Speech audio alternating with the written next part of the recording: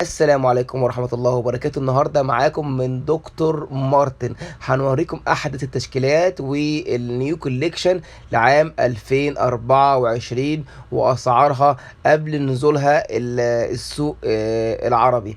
شايفين يا جماعة الفخامة والشياكة.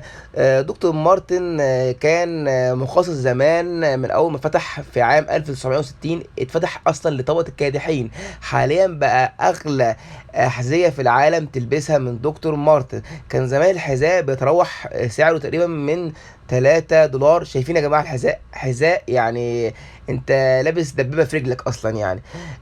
حاليا بيتراوح من 200 دولار الى فيما هو فوق. الحذاء دوت يعتبر من احسن الجلود على مستوى العالم. الحذاء لوحده يعني انت ماسك في ايدك دبابة، ماسك في ايدك يعني حاجة يعني قيمة وقامة فعلا يعني. الحذاء جامد جدا جدا. وديت الشنط لعام 2024 النيو كوليكشن في المحل. فانا حبيت بس اوريكم الحاجات الجديدة قبل ما تنزل الاسواق العربية.